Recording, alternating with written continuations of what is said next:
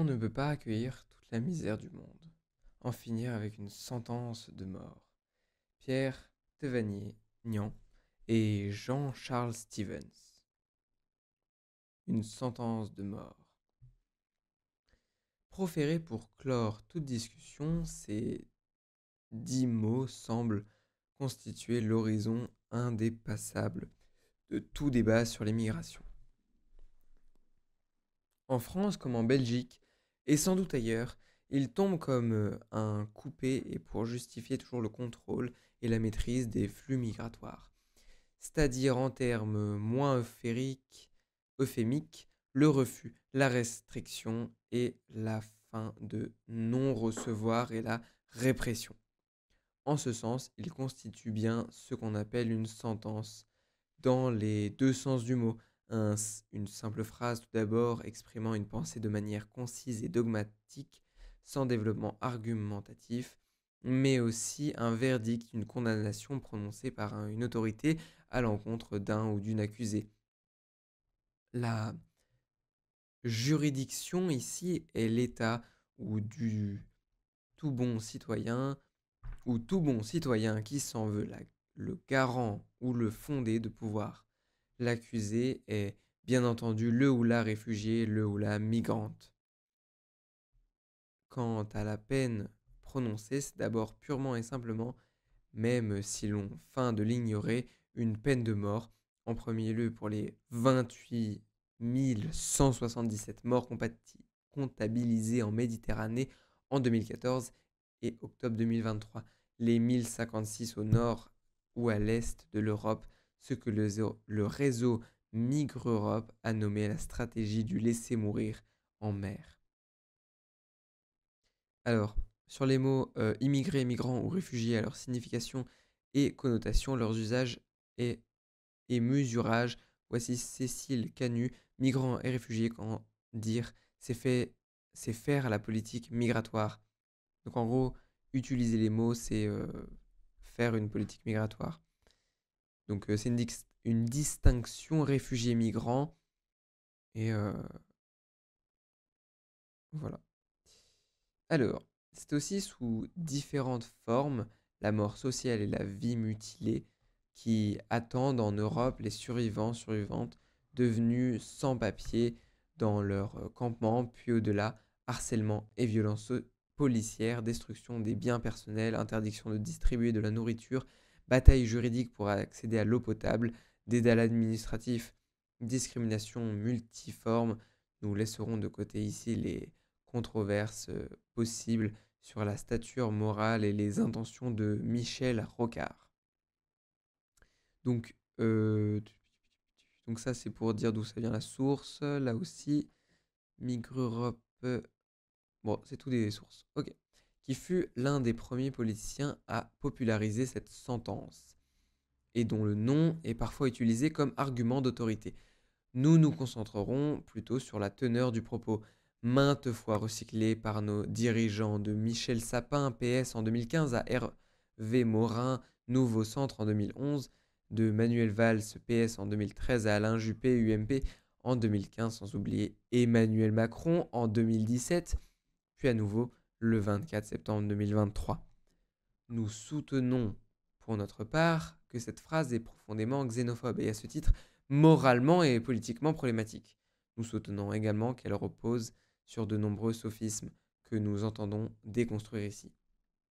L'enjeu d'une telle déconstruction est ni plus ni moins que la levée d'un tabou, un interdit de parler et même de penser et de sentir. C'est en effet l'émotion autant et en même temps que la pensée qui est empêchée, étouffée, verrouillée par ces 10 mots prononcés toujours sur le mode de l'évidence et de la mise en garde. Toute l'objection est importune. La sentence joue en somme le rôle d'esquive ou, pour reprendre les mots de Gilles Deleuze, de schème sensorimoteur, dont la fonction est de neutraliser en chacune de nous toute affection, toute perception et toute idée de l'intolérance. Nos schèmes sensorimoteurs, ils sont faits pour que nous passions à côté, pour que nous passions d'un objet à un autre. De toute manière, on appellera intolérable tout ce qui dépasse nos seuils sensorimoteurs. Mais il y a des fois où ça fonctionne pas. Vous êtes dans la rue, vous voyez une personne, un personnage là, vous ne savez pas pourquoi et vous comprenez d'un coup quelque chose que vous n'avez pas compris sur 100 autres cas, tout à fait semblable. Vous voyez quelque chose, un court moment, vous êtes devenu un voyant et vous en avez saisi en une seconde beaucoup plus que vous en aviez saisi pendant 15 ans et ou bien vous oublieriez vite ou bien il y a quelque chose qui ne sera plus pareil en vous. Là, par exemple, vous verrez dans un atelier un travail d'usine particulièrement dur, et puis votre esquisse sensorimotrice, il faut bien que les gens travaillent. Ça ne vaudra pas plus. Même à vous, ça paraîtra dérisoire. Vous aurez aperçu, vous aurez entrevu quelque chose dont vous ne reviendrez pas. Rossellini, Europe 51, la bourgeoise voit l'usine et elle balbutie. J'ai cru voir des condamnés. Pourtant, elle en avait vu 1000 fois en passant en voiture des usines. Mais voilà qu'un jour, j'ai cru voir des condamnés.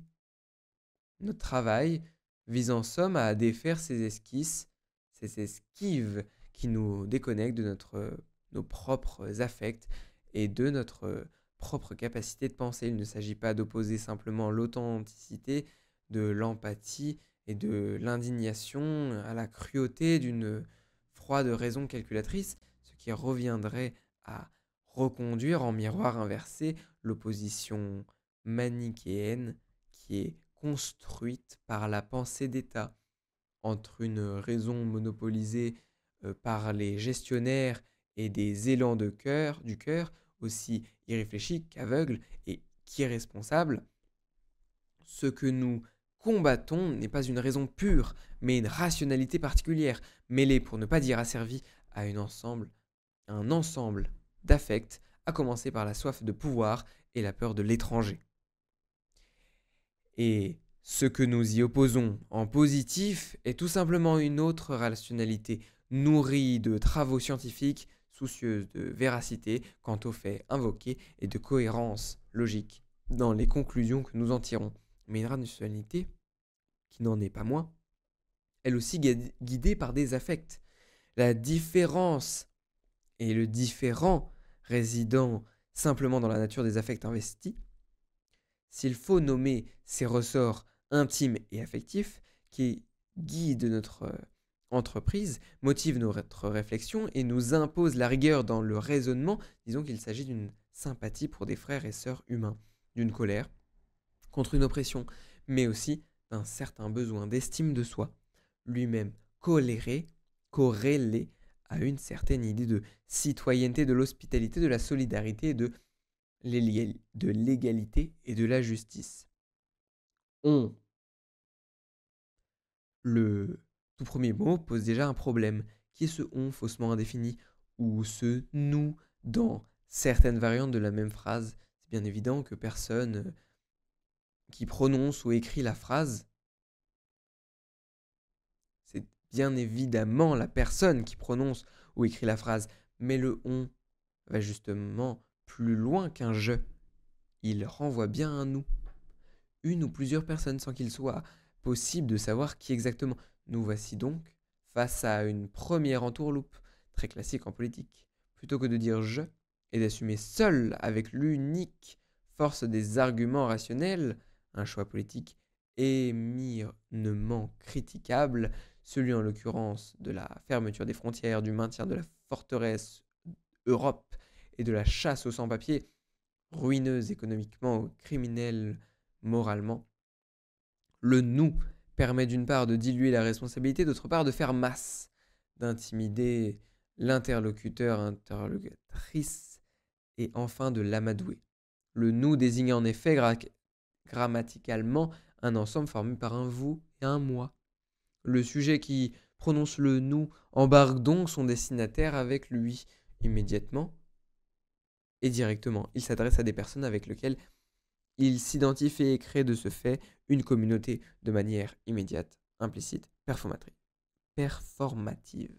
Et il faut bien l'avouer, expéditive. Ce nous gouvernemental est en fait abusif à deux égards. Il est abusivement inclusif en ce sens qu'il postule un consensus, une communauté de situations d'intérêt et donc de destin qui n'existe pas, en enrôlant de force toute la nation derrière un choix politique qui est tout ce qu'il y a de plus singulier et litigieux, et qui est le fait d'une toute petite caste, comme le font également les fameux «nous traversons une période difficile et nous allons devoir faire des sacrifices», énoncés par des dirigeants qui ne s'ouvrent en rien des crises économiques et moins encore des politiques d'austérité qu'ils imposent en réponse aux 10 crises. Ce nous est aussi abusivement exclusif, dans la mesure où la communauté qu'il postule, aussi vaste soit-elle, est malgré tout définie par un contour qui indique un dehors, une altérité exclue du nous. Nous signifie en effet je et tu, ou je et vous, en tout cas moi et d'autres, mais pas, ou très rarement, moi et tous les autres. Le nous se distingue du je, mais il s'oppose aussi presque toujours à un eux. Le contenu de ce E peut être plus ou moins explicite ou implicite, mais le nous construit toujours un dispositif à trois termes. Moi, les autres que j'associe à moi, et qui sont donc, sous des modalités variables pour une raison ou pour une autre, les miens. Et enfin, les autres, les autres qui ne sont pas les miens, que je n'inclus pas, pas dans le nous, mais plutôt dans un eux, ces autres dont je parle ou dont nous parlons à la troisième personne ne sont ni des sujets parlants, je ou nous, ni des destinataires de notre parole, tu ou vous, mais du pur objet parlé, eux. Ce sont en outre des objets parlés en leur absence, donc sans possibilité matérielle de répondre et d'être entendus, ce qui, ou bien entendu, a une violence possible. Tout cela est en fait de bonne guerre politique, chaque camp créant son nous, en opposition à un eux à combattre. Nous les bons contre eux les mauvais. Nous les vrais contre eux les faux, ou plus précisément dans la pensée de gauche, nous les travailleurs exploités contre les bourgeois exploiteurs, ou dans les pensées nationalistes et racistes. Nous les Français, ou nous les Belges contre les étrangers, nous les bons Français, ou les bons Belges contre eux, les mauvais, nous les autochtones contre eux les allochtones, nous les Français de souche contre eux les Français de papier. Le nous, première personne du pluriel, porte donc bien son nom. Il permet de trancher à vif dans la pluralité humaine pour y introduire du classement, de la hiérarchie, de la préférence du premier dans le pluriel. Nous, c'est autre chose qu'un moi et toi et lui et moi qui se déclinerait à l'infini et désignerait l'humanité ordinaire, l'ensemble de toutes les singularités quelconques différentes et égales. Nous signifie plutôt moi et toi et lui et elle et pas lui et pas elle. Or, à l'évidence, le nous de nous ne pouvons pas accueillir toute la misère du monde renvoie à une collectivité qui est nationale. Il désigne l'ensemble des nationaux, les Français, les Françaises, les Belges ou tout autre citoyen, citoyenne d'un monde, pays, d'immigration, prononçant la fameuse phrase et le « e » auquel il renvoie désigne donc les personnes étrangères. Ce nous national est en somme, qu'on l'assume ou non, une expression de la préférence nationale. Chère à tous les xénophobes, la préférence nationale s'installe, plein droit numéro 91, décembre 2011, Antoine Matt, dans la mesure où il exprime une vision du monde social très particulière, avec un parti pris très particulier dans la désignation de l'ennemi ou de l'ami ou de l'allié. Plutôt que l'union de nous les opprimés, toute nationalité confondue contre eux les oppresseurs, toute nationalité confondue plutôt que nous les antiracistes contre eux les racistes, une union sacrée de tous les nationaux, riches et pauvres, dominants, dominantes et dominés, démocrates et antidémocrates, qui est invoqué contre une masse d'étrangers. Ne peut pas. Le verbe pouvoir renvoie à deux notions, la possibilité et l'autorisation. Ne pas pouvoir, c'est faire face à une impossibilité ou à un interdit, ce qui renvoie à un choix restreint, voire forcé, l'interdit renvoyant à une sanction en cas de mauvais choix, ou à l'absence de choix une option impossible ne pouvant pas définir par être choisie, ou du moins pas réalisée jusqu'à son terme. Il y a là bien évidemment un nouveau coup de force rhétorique. Là encore, dans le sens d'une déresponsabilisation, la responsabilité de la fermeture des frontières, du quasi-démantèlement de l'asile et des milliers de morts que ces politiques engendrent n'est pas seulement diluée dans un nous indéfini, mais elle est purement et simplement niée, dans la mesure où le choix politique n'est pas assumé comme tel, mais présenté au contraire comme la simple reconnaissance et le simple accompagnement d'une stricte nécessité. Nul n'étant tenu à l'impossible, il apparaît dès lors illégitime de demander le moindre compte et la moindre remise en question. La dite impossibilité est présentée comme un état de fait, une donnée incontestable face à laquelle il n'y a rien qui puisse s'opposer et sur laquelle il n'y a pas de maîtrise possible. Il n'y a plus une question politique sur laquelle plusieurs réponses peuvent être apportées et sur laquelle un débat citoyen peut avoir lieu. Il s'agit plutôt de clore toute discussion en prétendant affirmer une vérité incontestée et incontestable. Nous ne pouvons pas, vient en somme en lieu et place de je ne veux pas, et permet de sauver les apparences de la volonté bonne et de l'intention pure du petit cœur humaniste, chrétien, de gauche ou les deux, qui bat sous l'armure bleu marine du ministre ou du président réaliste. Cet artifice rhétorique, consistant à stimuler l'impuissance, l'incapacité, on aimerait bien, mais on ne peut pas, est d'autant plus odieux qu'il est utilisé par des dirigeants qui sont en général arrivés au pouvoir en faisant campagne sur le refus de l'immobilisme et du fatalisme, et en nous expliquant qu'avec de la volonté politique, tout est possible. Pour revenir à la question de l'asile et de l'immigration, il est tout simplement faux de dire qu'on ne peut pas changer de politique, qu'il est impossible d'ouvrir les frontières, de repenser et refonder le droit d'asile, et que la seule option possible est de pourchasser, traquer, enfermer, expulser, terroriser une partie de la population dont le tort est de venir d'ailleurs. Il est à l'évidence possible d'accueillir la misère du monde. Si l'on tient à cette expression problématique, de nombreux pays le font plus ou moins bien, mais dans des proportions nettement supérieures à celles que pratique la France, la Belgique ou d'autres pays riches. Si l'on se cantonne au présent ou au passé récent, quelques faits peuvent être rappelés à toutes celles et à tous ceux qui, dès que pointe le nez d'une réfugiée, voient de l'impossibilité partout. À l'échelle de la planète, son rapport du Haut Comité aux réfugiés des Nations Unies paru en 2021 et concernant l'année 2020, 10 pays qui ne sont pas nous, ni la France ni la Belgique, accueillent sur leur territoire un sixième des réfugiés du monde.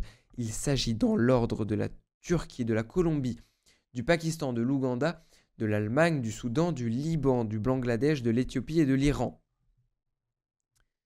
Il y a les nombres en bas si vous voulez les avoir.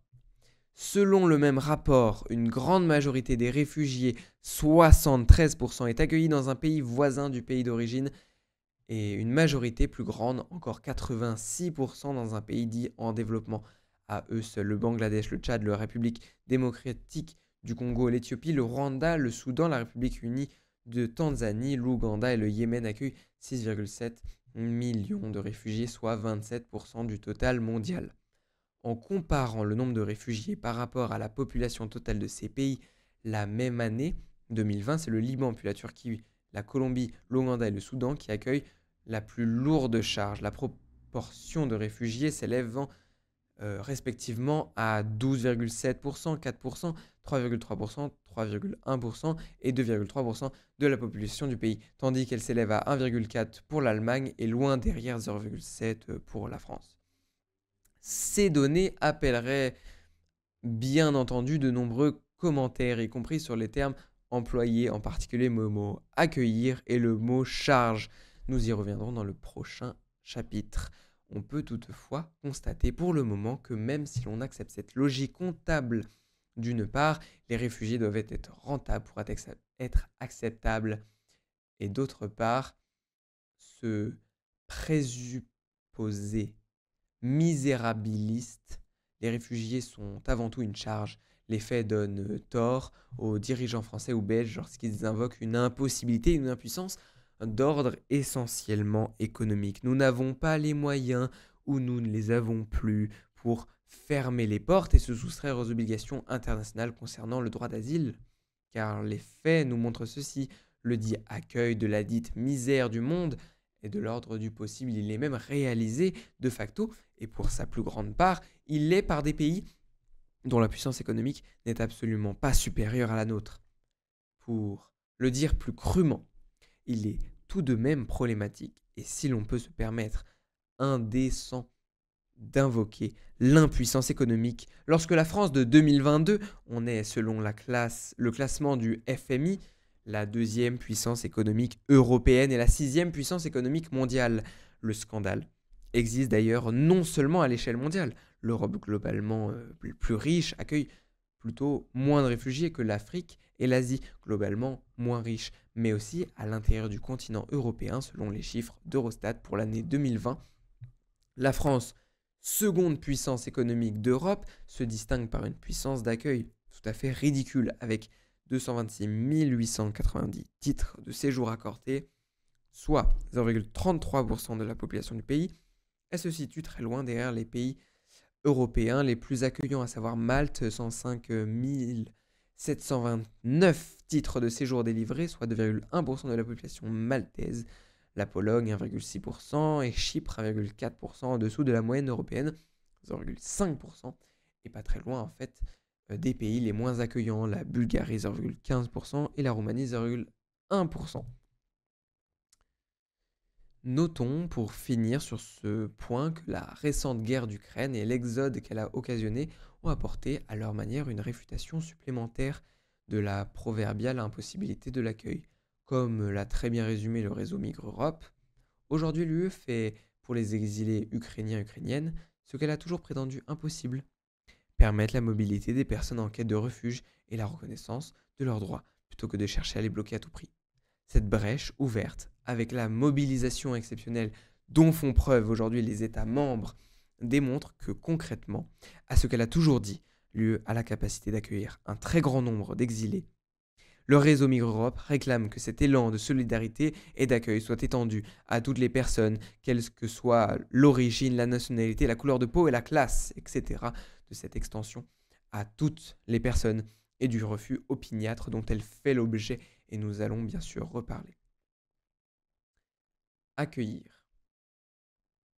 Venons-en maintenant au verbe accueillir, employé jusqu'ici par commodité, mais lui-même piégé dans la mesure où il peut renvoyer à des réalités tout à fait diverses et permet donc à nos orateurs quelques glissades rhétoriques tout à fait spécieuses.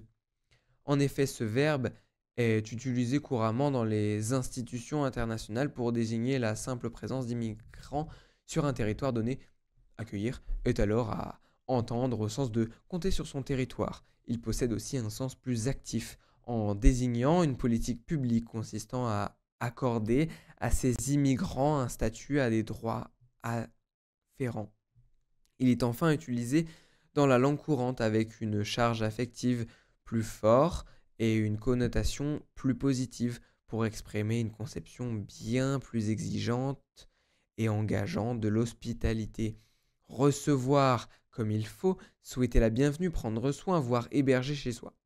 Et d'ailleurs, le verbe héberger qu'avait au départ employé le Premier ministre socialiste Michel Rocard dans l'émission 7 sur 7 du 3 décembre 1989, qui défraya la chronique et popularisa notre fameuse formule « Il faut lutter contre toute immigration nouvelle ». À 4 millions, un peu plus, 4 millions 200 000 étrangers en France, nous ne pouvons pas héberger toute la misère du monde, ce n'est pas possible. Alors une sortie qui fut ensuite occultée dans la légende dorée de Michel Rocard au profit d'une allocution bien plus confidentielle tenue dans les locaux de la CIMAD, voire Delton, Michel Rocard, martyr aux mystifications arcitées. En choisissant de tels mots, accueillir, héberger, ou laisse la métaphore domestique s'inviter dans les esprits en écho au nous très impliquant, qui ouvre la phrase nous accueillons des étrangers chez nous. avec tous les glissements politiques funestes que cela peut entraîner. Du Finistère, on est chez nous, crient des ralliements de euh, toutes les meutes fascistes, des meetings lepénistes et zémouristes, aux crimes de sang à caractère raciste comme le meurtre du rugbyman Frédérico Martin à Ramburu, aux édifiantes sorties de nos ministres de l'Intérieur, dont la plus illustre est sans doute celle de Jean-Louis Debré en 1993. Est-ce que vous acceptez que des étrangers viennent chez nous, s'installent chez vous et se servent dans votre frigidaire? Non, bien évidemment, eh bien, c'est pareil pour la France. Plus largement, si le pays est conçu comme une maison, les nationaux deviennent, en filant la métaphore, les uniques propriétaires ou locataires légitimes, et les résidents étrangers, fussent-ils installés et titulaires d'un bail ou d'un titre de propriété, se retrouvent relégués au rang d'invités, tenus de respecter de très dissymétriques lois de l'hospitalité et donc soustraits au régime de l'égalité devant la loi commune. Le refrain est connu, tous les leaders de l'extrême droite, mais aussi ceux de la droite de gouvernement, l'ont un jour entonné, que les belles âmes qui s'indignent et défendent les immigrés les prennent chez eux. Notons au passage que de nombreuses citoyennes le font déjà quand il le faut, sans avoir jamais éprouvé le besoin de s'en glorifier, sans avoir non plus attendu ces injonctions sarcastiques. Notons aussi qu'à cette échelle nationale, comme à l'échelle européenne et à l'échelle mondiale évoquée plus haut, la puissance d'accueil s'avère tout à fait déconnectée de la puissance économique. Les hébergeurs et hébergeuses ne sont pas spécialement issus de la gauche caviar ou de la petite bourgeoisie bobo bien pensante, volontiers montrée du doigt par nos gouvernements, et ils sont encore moins issus de la grande bourgeoisie mal pensante, celle qui se proclame politiquement incorrecte et qui constitue la base sociale des dits gouvernements. Même si l'on ne joue pas cette sempiternelle rengaine xénophobe, le terme accueillir a ceci de spéciaux qu'il travestit l'enjeu du débat en lançant une injonction effectivement ambitieuse. Accueillir au sens fort, donc héberger et prendre soin de personnes qui plus est présentées comme foncièrement miséreuses, nous allons y venir, à un ensemble tellement flou, ce fameux nous que chacun, chacune, notamment parmi les plus pauvres, peuvent se sentir effectivement dépassés, impuissants, impuissantes, et donc tenter de décliner l'offre. Le seul problème étant qu'il n'a jamais été question d'individuellement héberger et prendre en charge chaque arrivante, mais de mener une politique publique avec les moyens d'un État, celui d'un pays qui, répétons-le, se situe au 6e rang mondial en termes de richesse. Pour le dire autrement, contrairement à ce que peut laisser entendre ce verbe équivoque, ce qui est en jeu avant tout dans le débat public sur l'asile et l'immigration, ce qui est refusé quand on prononce cette fameuse phrase sur la misère du monde, n'est pas la prise en charge personnelle et à domicile de chaque misérable qui arrive en France ou en Belgique, mais le fait de laisser tranquilles ces gens qui arrivent dans ces pays. De ne pas les traquer comme des bandits, de ne pas les enfermer, de ne pas les expulser, de les laisser déjà s'aider eux-mêmes. C'est aussi bien sûr ce minimum d'aide, qui est un statut, un titre de séjour et des droits sociaux, à égalité avec n'importe quel citoyen, citoyenne du pays, de manière à pouvoir vivre, travailler, se nourrir, se loger, se soigner. Et si d'autres aides au logement, notamment, sont assurément exigibles, c'est ni plus ni moins que pour n'importe quel habitant dans le besoin, ce que les finances de la 6e puissance économique mondiale, répétons-le, peuvent tout à fait assurer si la volonté politique est là.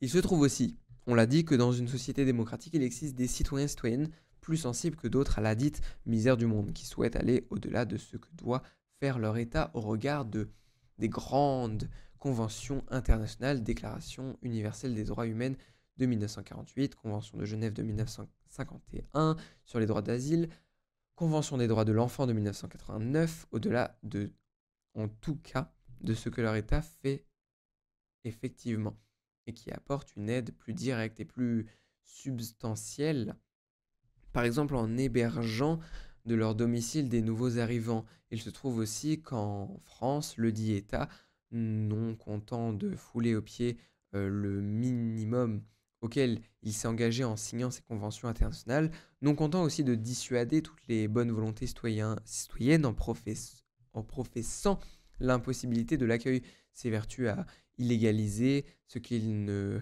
peut pas totalement empêcher. Cédric Héroux n'est qu'un nom parmi des dizaines d'autres. Le plus célèbre de ces citoyens-citoyennes traînés devant les tribunaux et menacés de prison pour en avoir fait primer en acte les principes de liberté, d'égalité et de fraternité, et s'être donc rendu coupable du fameux délit d'aide au séjour irrégulier, tristement connu aussi sous le nom de délit de solidarité. Il n'est donc pas faux, en ce sens strictement juridique, qu'on ne peut pas accueillir la dite misère du monde, une législation xénophobe l'interdit. Mais une autre conclusion peut être tirée de cette prohibition et de cet acharnement et à pourchasser et punir l'hospitalité. L'existence même de cette législation scélérate et de son implication zélée vient précisément prouver qu'il est tout à fait possible d'accueillir la misère du monde. Si ce n'était pas possible, on n'aurait pas besoin de voter des lois et d'envoyer la police pour nous en empêcher. À tous les Sarkozy, Hollande, Valls, Macron, Philippe, Castex, Castaner, Darmanin, Di Rupo, Michels, Wilmès, Decroix, Jambon, Debloc, Franken ou Madi, et on pourrait penser à Rotaillot, je rajoute ça moi-même, et à toutes celles et ceux qui les soutiennent, à toutes celles et ceux qui font strictement rien pour aider la dite misère du monde et qui cachent leur abyssal égoïsme de nantis derrière un chimérique principe de réalité, on serait tenté de répondre ceci.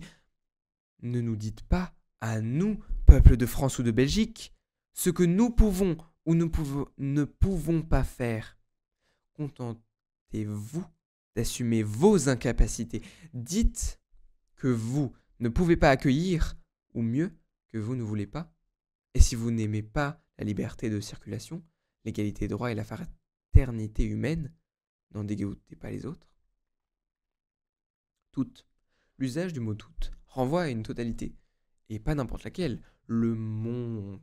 Excusez un peu, la ficelle rhétorique est grosse. Là encore, il s'agit une fois de plus d'intimité, d'intimider, d'impressionner, de terrifier, d'intimiser les phobies en produisant un sentiment de submersion, d'invasion, de grand remplacement au prix, bien entendu, d'un brouillage des enjeux et d'une caricature du point de vue adverse.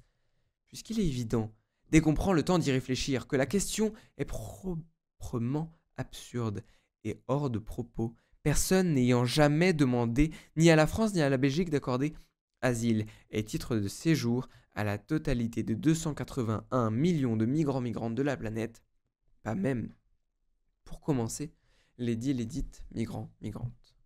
Il est bon, en effet, de le rappeler. Vivre en France ou en Belgique n'est pas le rêve absolu de toutes les personnes déplacées. La plupart cherchent et trouvent d'abord refuge en Afrique, au Moyen-Orient, dans des pays voisins de leur, voire dans leur propre pays. Redisons-le, d'après les chiffres du HCR, juin 2021, sur les 82,4 millions de personnes déplacées au cours de l'année 2020, 45,9 millions, soit 55%, ont trouvé refuge à l'intérieur de leur pays et 36,5 millions, soit 45% à l'extérieur. Et sur ces 36,5 millions, 73% ont été accueillis dans un pays voisin du leur et 86% dans un pays en développement. Au final, seuls 6,3% des déplacés ont migré vers un pays riche, sans compter toutes celles et ceux qui sont frappés par la misère et ne se déplacent pas. Ce qui est demandé à des pays riches comme la France, la Belgique et l'ensemble des pays européens est simplement d'assurer à cette totalité un droit reconnu par des traités internationaux, le droit d'asile et plus largement le droit de quitter son pays et donc d'élire domicile et refaire sa vie dans un autre. Ce qui est demandé est que l'Europe accueille décemment des réfugiés qui représentent autour de 1,25% de sa population, 6,5 millions de réfugiés pour 513 millions d'habitants en 2019. Ce qui est demandé est que ces pays riches fassent sensiblement plus que ce qu'ils font jusqu'à présent. Entre 43 000 et 60 000 titres de séjour délivrés chaque année en Belgique respectivement en 2013 et 2019, et entre 199 000 et 285 000 en France, respectivement en 2012 et 2019, soit entre 0,4 et 0,52% de la population totale pour la Belgique et entre 0,3 et 0,4 pour la France. Notons qu'en 2018, avec un taux de 0,52 pour la Belgique et de 0,4% pour la France, ces deux pays se trouvaient nettement en dessous de la moyenne européenne, 0,63%, et respectivement au 21e et 27e rang sur 32 pays européens. À l'échelle mondiale, enfin, une étude comparative menée en 2019 à partir de données récoltées en 2015 montre qu'on est encore très loin d'un accueil de toute la population migrante, avec respectivement 7,9 millions et 1,8 millions d'immigrés nés hors du pays, soit respectivement 12,3% et 11,1% de leur population totale. Nos deux pays se trouvaient alors loin derrière les Émirats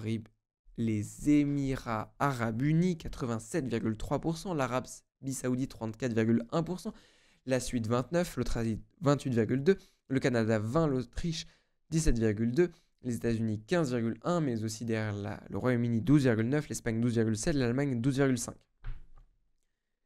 Ce qui est certain en revanche, c'est qu'un mensonge répété prend souvent les allures d'une vérité. Et qu'un leitmotiv comme toute la misère du monde finit par produire des représentations, des fantasmes et des phobies. Une enquête réalisée en 2015 dans 33 pays a notamment montré que la proportion de migrants vivant sur les territoires nationaux concernés était systématiquement surélevée par les sondages. De 14% en Norvège, une moyenne de 16% de migrants imaginés pour en réalité de 14% et 500 en Argentine, 500%, 30% des migrants imaginés pour 5% de migrants réels et même 8233% au Brésil, 25% de migrants imaginés pour 0,3% de migrants réels. Cet excès de migrants imaginés s'élève à 237 en Russie, 27% pour 8% de migrants réels et 136%, plus 136% aux États-Unis, 33% pour 14% de migrants réels, plus 116% en France et en Allemagne, 26% pour 12% de migrants réels dans les deux pays. 114% en Belgique, 24 pour 10 de migrants réels, avec les effets que l'on sait en termes de xénophobie décomplexée. Pudiquement, rebaptisée inquiétude ou insécurité culturelle. Enfin, la lésion à une totalité indésirable ou sous une forme euphémisée, inassumable, ingérable, pose un autre problème. En fermant la porte à la dite totalité, on l'ouvre grand. En revanche, à l'une des pires dérives intellectuelles, éthiques et politiques, le tri, la sélection, les quotas, l'immigration choisie. L'assimilable et le règne de l'arbitraire, ou des critères les plus douteux comme la qualité, le niveau intellectuel et le profit qu'on peut en tirer, approche utilitariste ou encore la loi de proximité, le voisinage, la ressemblance et l'affinité culturelle, approche culturaliste, identitaire, raciste. Pour le dire plus crûment, le pas toutes se décline soit en un pas la piétaille, soit en un pas la racaille, soit les deux. Cette hospitalité à deux vitesses, pour reprendre les mots du réseau Migre Europe, s'est exprimée avec une singulière candeur. On est tenté de dire une singulière impudence.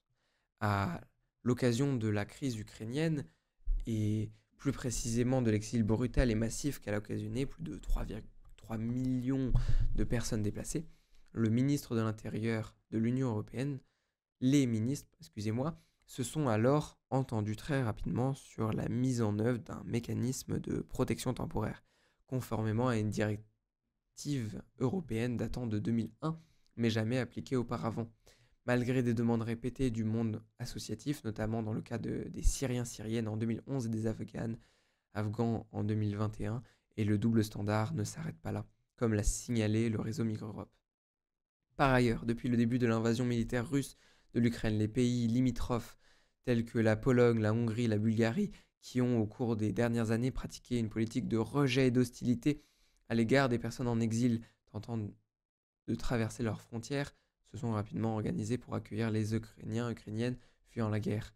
Ailleurs en Europe, des États qui, il y a peu, criminalisaient la solidarité manifestée par une partie de la population avec les exilés l'encouragent, au contraire, à l'égard des déplacés ukrainiens, ukrainiennes.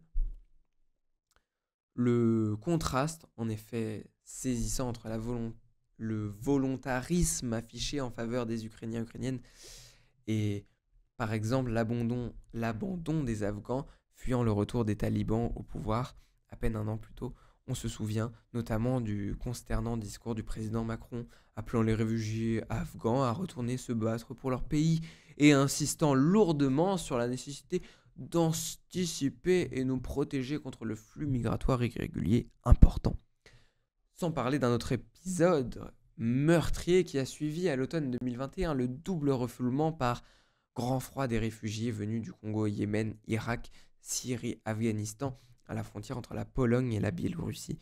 On pourrait, avec beaucoup de bienveillance, conclure à une salutaire prise de conscience, à un changement de cap et à une rupture définitive avec l'incurie, la frilosité et la xénophobie passée. Du moins, pourrait-on y songer si les différences de traitement n'étaient pas synchroniques, en plus d'être diachroniques, car ce n'est pas une ouverture générale qui succède à un repli général, mais un traitement particulier accordé à une population particulière, et c'est bien l'inégalité de traitement qui perdure dans le moment ukrainien lui-même.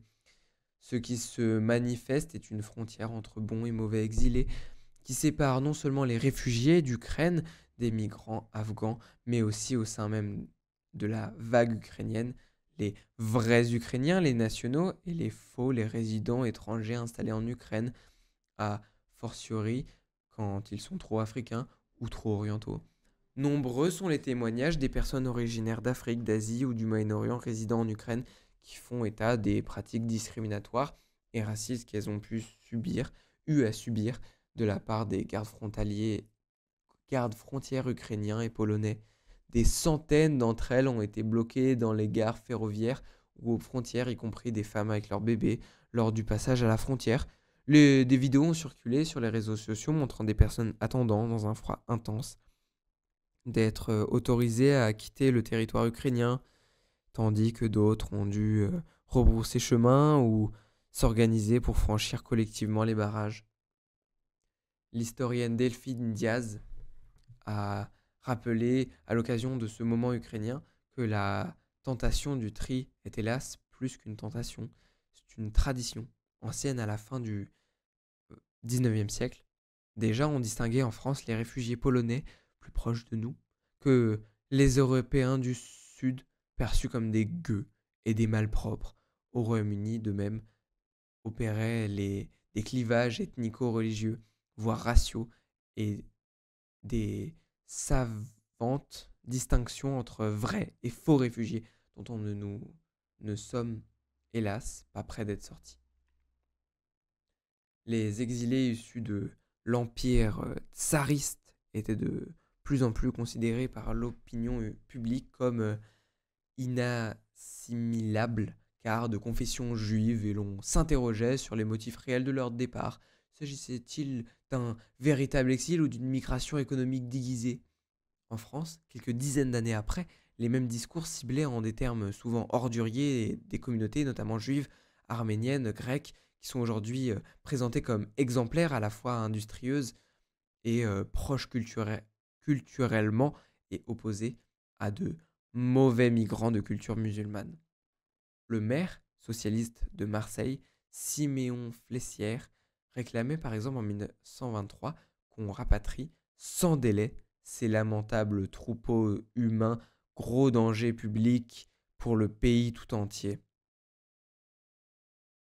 Depuis quelque temps, se produit vers la France, par Marseille, un redoutable courant d'immigration des peuples d'Orient, notamment des Arméniens. Ces malheureux assurent qu'ils ont tout à redouter des Turcs.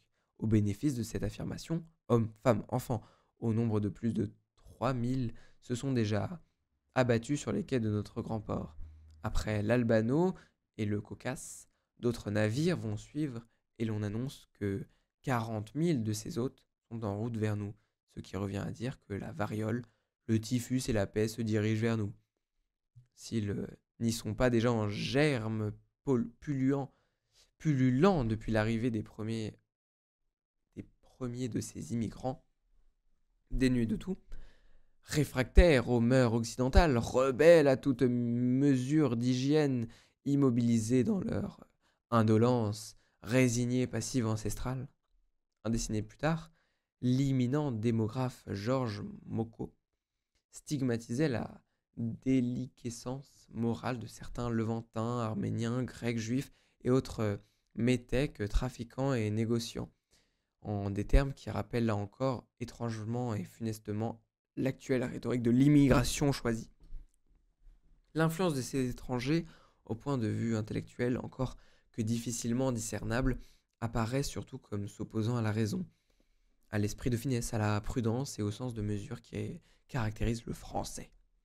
De ces savantes classifications qui ne font que reformuler sous une forme sublimée une bonne grosse discrimination raciale bien sordide, le refus du tout est aussi comptable. La misère du monde. Le mot misère est un substantif abstrait qui désigne un état, un monde dans lequel se trouvent une ou plusieurs personnes marquées par la privation, la précarité ou le malheur. Il n'est donc nullement fait mention de personnes, d'individus ou de groupes. Notre phrase ne parle pas de femmes, d'hommes et d'enfants qui seraient dans la misère, ni même de miséraux ou de misérables, mais simplement de la misère. Une misère, sans nom, sans sexe, sans visage. Une misère tellement essentielle, fondamentale, indécrottable, qu'elle prend toute la place jusqu'à effacer l'humanité de celles et ceux qui la supportent, et qui semblent, dans cette phrase, la transporter sur leur dos en tout lieu, du lieu d'origine au lieu d'installation, et en tout temps, du passé qui, à cause l'émigration au présent, de l'immigration jusqu'au futur qui est pourtant dans l'esprit de toutes et tous ces arrivantes, un futur meilleur. Cette appellation exerce dans une extrême violence, en premier lieu, à l'égard des arrivantes dont l'humanité est niée, ou en tout cas silenciée et invisibilisée, et dont la route est barrée d'une implacable assignation au malheur et à la pauvreté. Ce malheur dont ils et elles veulent s'extraire leur est renvoyé comme une seconde nature, un destin, une identité, un sobriquet. Misère, tu fuis, misère, tu aimes, misère, tu resteras. Il n'est pas question, évidemment, de nier la situation du malheur, parfois extrême, qui est à l'origine d'une partie importante des migrations internationales, en partie quand on fuit la persécution, la guerre ou la guerre civile, ni les situations d'impasse économique qui sont à l'origine de nombre de projets migratoires. Le problème réside dans le fait de réduire les personnes à cette misère originelle, en niant le fait que les migrants-migrantes, y compris les plus miséreux, miséreuses ou misérables, arrivent avec leur pauvreté sans doute, ou leur souffrance et leur cicatrice, mais aussi avec leur rage de vivre, leur créativité, leur force de travail, bref, leur puissance. Loin de se réduire à une situation vécue dont précisément ils et elles cherchent à s'arracher, et ce sont de potentiels producteurs de richesses en tant que travailleurs, travailleuses, cotisants, cotisantes et consommateurs, consommatrices, loin d'être seulement des corps souffrants à prendre en charge.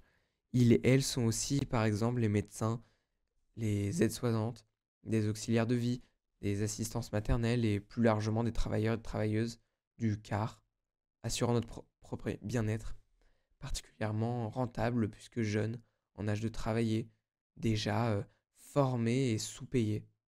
La grande majorité des études scientifiques, des plus anciennes aux plus récentes, concernant l'impact de l'immigration sur l'activité de la croissance économique, sur l'emploi et les salaires des autochtones, sur l'équilibre des finances publiques, bref, sur la vie économique au sens large, ont montré que l'immigration est davantage une aubaine qu'une charge, et qu'on pourrait donc aussi bien parler de la jeunesse du monde ou de la puissance du monde que de sa misère. Pour commencer, l'ensemble des études chiffrées depuis des décennies a établi que ce n'est justement pas la misère qui émigre. Au niveau mondial, les pays les plus pauvres constituent une faible part de l'immigration. les migrations. Et la proportion des migrants et migrantes est beaucoup plus forte que dans les pays à PIB intermédiaire. Au sein même de ces pays, ce ne sont pas non plus les franges de la population les plus misérables qui migrent, mais plutôt les couches moyennes. Les migrants-migrantes se situent rarement au plus bas de l'échelle sociale dans leur pays d'origine. Ils et elles sont même souvent au-delà de la moyenne, tant en termes de capital économique qu'en termes de capital culturel. Ces personnes constituent en somme, par rapport aux autres habitants de la société d'origine, une population sélectionnée, plus jeune, en meilleure santé, plus diplômée, plus entreprenante, dotée d'un minimum de ressources, ne serait-ce que pour payer le voyage et les frais d'installation, comme a pu le formuler le démographe et sociologue François Héran. Plus que la misère du monde, c'est la misère des États qu'il faudrait évoquer comme ressort majeur de la migration, sans parler des situations de guerre civile et de persécution qui suscitent des flots de réfugiés. Nombreux sont les pays trop démunis pour garantir un minimum de sécurité aux projets individuels, administration désorganisée, système politique instable, infrastructures insuffisantes. S'ils disposent d'un minimum de ressources, ceux qui veulent améliorer leur sort vont chercher ailleurs les garanties nécessaires de à leur projet, ce qui rend parfois difficile la distinction entre migration économique et migration politique. Il est bon de rappeler également que dans cette misère des États, nos propres États ne sont pas pour rien. Ils contribuent pour une bonne part à la déstabilisation et à la destruction des dits États en produisant et en vendant en masse les armes qui alimentent les guerres les plus meurtrières. La France notamment est la troisième plus grosse exportateur d'armes au monde, mais aussi en maintenant les pays du Sud sous la pression de la dette et en imposant par le biais du Club de Paris, du Fonds monétaire international et de la Banque mondiale des plans d'ajustement structurel et éminemment destructeurs. Ces derniers, censés servir au remboursement de cette dette publique, souvent en partie illégitime, sont à la source d'une dégradation constante des conditions d'existence des populations par la diminution drastique des dépenses publiques afin d'atteindre l'équilibre budgétaire, la libéralisation de l'économie, une production agricole tournée vers l'exportation au détriment des cultures vivrières, etc. Autant de mesures d'austérité qui aggravent les inégalités et accroissent la pauvreté. La misère que le sens commun associe à la figure de l'immigré repose certes sur quelques réalités. Les immigrés sont en moyenne moins qualifiés que les nationaux autochtones et sont donc plus souvent au chômage ou moins payés. Il ou elle cotise donc moins et paye moins d'impôts et bénéficie davantage de certaines prestations sociales comme les revenus minimaux d'insertion. Et enfin, il et elle ont un plus grand nombre d'enfants et touchent donc plus d'allocations familiales.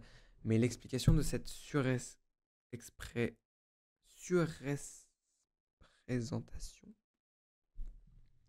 surprésentation dans les dispositifs d'aide sociale n'en est aucun cas une essence miséreuse éternelle qui collerait à la peau de chaque immigré. Elle réside en grande partie dans les difficultés d'insertion et bien souvent les discriminations que les immigrés peuvent rencontrer sur le marché du travail. Leur taux de chômage est à peine près de 2 fois supérieur au reste de la population. Il faut rappeler surtout que, comme le formule l'économiste Xavier Chojnicki, cette surreprésentation pour certains risques sociaux va de pair avec une sous-représentation pour d'autres risques tels que les risques vieillesse ou risques santé, qui représentent plus de 3 quarts de nos dépenses sociales. La proportion des jeunes adultes est nettement plus importante parmi les immigrés qui ont par ailleurs moins recours au système de santé, quel que soit l'âge, du fait notamment d'un retour fréquent au pays d'origine avec la vie active, mais du fait aussi d'une moins bonne couverture par les mutuelles et qui bénéficient enfin de pensions de retraite plus faibles, en raison de carrières professionnelles moins complètes. Une vaste étude publiée par l'OCDE en octobre 2021 portant sur la période 2006-2018 le confirme. Dans l'ensemble des 25 pays membres, les dépenses publiques consacrées aux immigrés sont plus faibles que pour le reste de la population dans plusieurs domaines comme les pensions de vieillesse et de réversion, la maladie, l'invalidité, l'éducation et la santé.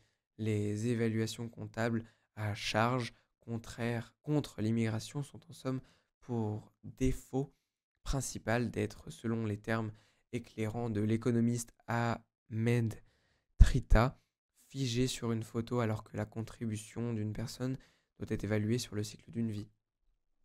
Plutôt qu'une photo, il s'agirait d'un film. Une première séquence, enfant, jeune, est consacrée à la formation. La contribution aux finances publiques est négative. Le capital humain de demain, facteur essentiel de niveau de vie futur, est constitué au cours de cette période. La séquence suivante est consacrée à la vie active, avec une contribution positive. Enfin, en dernière séquence, retraité. La personne vit des créances détenues sur les jeunes générations. Sa contribution fiscale est à nouveau négative. L'immigré, dès son arrivée en seconde période de vie, contribue aux finances publiques. Autrement dit, pour l'essentiel, la contribution au capital humain de son pays d'accueil a été financée par les actifs de son pays d'origine. De ce point de vue, le capital humain d'un immigré rapporte davantage que ce qu'il ne coûte. C'est ce que confirme la dernière étude de l'OCDE. Dans tous les pays, la contribution des immigrés sous la forme d'impôts et de cotisations est supérieure aux dépenses que les pays consacrent à la protection sociale, leur santé et leur éducation. Les résultats qui viennent appuyer la synthèse réalisée en 2016 par Nicolas Fischer et Camille Amidi sur l'ensemble des travaux scientifiques concernant l'impact de l'immigration sur les comptes publics, la plupart concluent des effets limités tout comme ceux qui s'intéressent aux effets de l'immigration sur les marchés du travail. Parlons justement pour finir de ces marchés du travail, car la dite misère du monde tombe sous le coup d'une double accusation. Elle serait tellement miséreuse qu'elle se contenterait de très peu, qu'elle serait pour ainsi dire taillade et corvéable à merci, et qu'elle viendrait donc exercer sur le marché de l'emploi une concurrence déloyale, synonyme de chômage pour les uns et les unes, et pour les autres de pression à la baisse sur les salaires. Mais là encore, il n'en est rien. Il n'en est rien.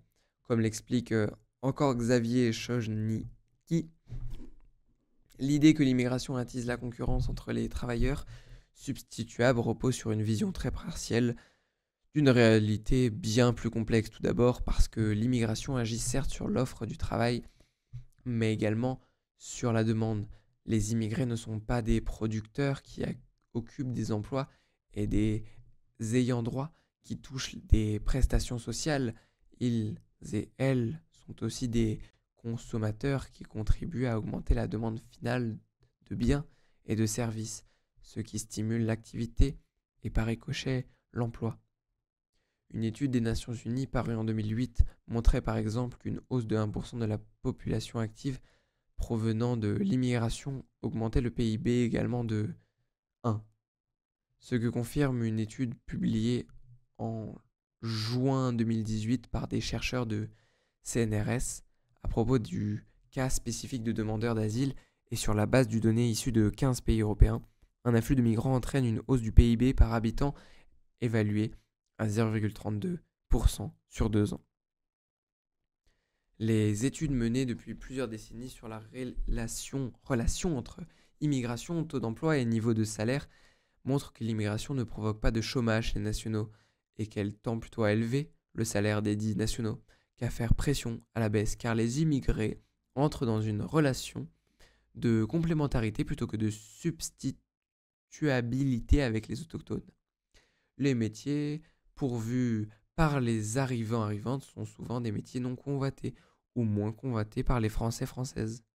Par exemple, les actifs immigrés extra-communautaires s'orientent 3 fois plus que les autres actifs vers l'hôtellerie, restaurant, intérim, la sécurité et le nettoyage. C'est pourquoi si concurrence il y a, celle-ci s'exerce davantage entre anciennes et nouvelles vagues de migrants-migrantes qu'entre migrants-migrantes et natifs-natifs. Enfin, la dite misère du monde, du fait notamment de sa relative jeunesse, se distingue aussi par une singulière puissance entrepreneuriale. Selon une étude de la National Venture Capital Association réalisée en 2012, il y a 62 créateurs d'entreprises sur 10 000 immigrés aux États-Unis, un taux 2 fois plus élevé que pour les nationaux autochtones. Et des résultats voisins ont pu être constatés aussi en France. D'après une enquête menée en 1994, la propension à créer une entreprise s'élève à 18 pour 10 000 adultes français, à 49 pour 10 000 parmi les ressortissants des pays européens et à 47 pour 10 000 parmi les étrangers non ressortissants de l'UE. Une tendance qui s'observe dans quasiment tous les secteurs de l'économie, et plus particulièrement dans le commerce, la construction et l'industrie. Ces différents éléments se trouvent globalement confirmés dans une étude macroéconomique dirigée notamment par l'Hippolyte d'Albis, publiée en juin 2018 dans Science Advances. Comme le résume Anthony Edo, chercheur au Centre d'études prospectives et d'information internationale, en moyenne et à long terme, les études convergent pour dire que l'immigration n'a pas d'effet négatif sur l'emploi. Ces études concluent tout à un faible impact de l'immigration sur le marché du travail, qu'il s'agisse de l'emploi ou de salaire des autochtones. En France, notamment, un accroissement de 1% de la main-d'œuvre due à l'immigration se traduirait par une variation de l'emploi des autochtones comprise selon les études entre moins 0,3% et plus 0,3%, et une variation des salaires comprise entre moins 0,8% et plus 0,5%. Il arrive d'ailleurs que des travaux parlementaires reconnaissent ce consensus scientifique et déboulonnent eux aussi les idées conçues condescendantes ou phobiques sur le poids de la misère du monde. C'est le cas par exemple d'un rapport parlementaire rendu public le 22 janvier 2020 par deux députés français, Pierre-Henri Dumont, les Républicains, et Stéphanie Do, la République en marche. La réduction des arrivants-arrivantes au statut de main-d'œuvre foncièrement et éternellement miséreuse, docile, taillable et corvéable et à merci et à vrai dire d'autant plus malvenue que ce sont les politiques d'immigration menées qui génèrent la misère en renvoyant des arrivants-arrivantes pleins et pleines de ressources et de projets à l'irrégularité et donc à la clandestinité, l'invisibilité et à la précarité. Notre fameuse sentence apparaît en somme, une fois de plus, comme un énoncé performatif produisant les réalités dont il parle, dont il prétend simplement prendre l'acte et tenir compte, et devant lesquels ils prétendent simplement s'incliner. Non seulement l'impossibilité de l'accueillir, qui n'est en fait qu'une tolérance produite et entretenue, mais aussi cette misère elle-même. Il faut se tendre à l'évidence. On ne peut pas accueillir toute la misère du monde, permet de justifier donc faciliter la mise en place de politiques d'immigration restrictives, en particulier dans l'attribution et le renouvellement des permis de séjour, dont l'effet premier est une radicale précarisation des arrivants-arrivantes, en d'autres termes, une production de la misère. On présente ensuite comme une donnée objective naturelle et immuable. Comme une autre facette de la politique d'immigration qui se fait au jour ici, derrière la désolation de ne pas pouvoir secourir la misère du monde, semble se profiler l'exact opposé, la volonté expresse de misérer est une jeune pleine de ressources qui arrive sur le territoire national, de l'enfoncer dans la misère et de tirer tout le profit possible de cette misère politiquement produite, ce que l'économiste François Brun appelle le bon usage du sans-papier. Nul doute qu'à titre individuel, le sans-papier, à tout moment à la merci d'une dénonciation ou d'un contrôle, ne doit avoir qu'une idée très vague de cette tolérance. Son lot quotidien, c'est bien sûr d'abord la peur constante d'être arrêté et mis dans l'avion. Il n'en demeure pas moins que les politiques répressives, quand elles se targuent par exemple aujourd'hui en France d'augmenter de plus d'un tiers le nombre des reconduites à la frontière exécutées ou se promettent même de les doubler, sont certes génératrices d'autant de drames personnels, mais ne peuvent en aucun cas prétendre avoir raison de la grande masse des sans-papiers, quels que soient les pré... Mm, mm. Les pré... Les en aucun cas prétendre avoir raison de la grande masse des sans-papiers, quelles que soient les spéculations hasardeuses sur ce qu'elles représentent quantitativement, et ce d'autant plus que la maîtrise des flux, dans sa plus extrême rigueur, ne peut jamais être que partiellement efficace. Le gouvernement successif de tous les pays peuvent donc ajuster leurs lois et règlements en fonction de leurs calculs, de leurs inclinations et de leurs soucis d'image, durcir leur politique ou utiliser les régulations épisodiques comme soupape. Les sans-papiers sont toujours là. C'est pourquoi le ministère de l'Intérieur le plus martial ne peut en définitive que les tolérer. Quand bien même la présence massive d'étrangers en situation irrégulière ne serait pas froidement programmée, quand bien même elle ne serait que le colotaire fatal de la fermeture des frontières, force est de reconnaître qu'elle est d'autant plus cyniquement gérée que le bon usage de des sans-papiers n'est pas ignoré. La place qui leur est assignée dans l'économie ne présente pas le moindre caractère aléatoire. La présence permanente d'un stock conséquent de sans-papiers permet en somme, pour reprendre une formule de l'anthropologue Emmanuel Terret, de produire une espèce de délocalisation sur place. Des secteurs entiers de l'économie, en particulier le bâtiment, dans des entreprises sous-traitantes. Bah mince, il manque un bout du texte. Des grands chantiers ou en rénovation, la restauration, cuisine, plonge, la confection chez les façonnés sous-traitants, l'agriculture avec les saisonniers, la livraison à domicile, les services aux particuliers, coiffure, services domestiques, garde d'enfants, euh, secours aux personnes âgées ou soins aux personnes âgées, reposent sur cette main-d'œuvre flexible et bon marché, condamnée à la docilité par une épée de Damoclès qui pèse sur chaque tête. L'expulsion pour les sans-papiers en premier lieu, mais aussi pour les autres qui ont peur de le devenir, l'illégalité dans laquelle les migrants-migrantes sont maintenus par des politiques publiques de plus en plus restrictives, les empêche notamment de se euh, réemployer au Code du travail pour bénéficier de la loi commune en termes de salaire, de congés et de temps de travail, ou même des conditions basiques d'hygiène de sécurité.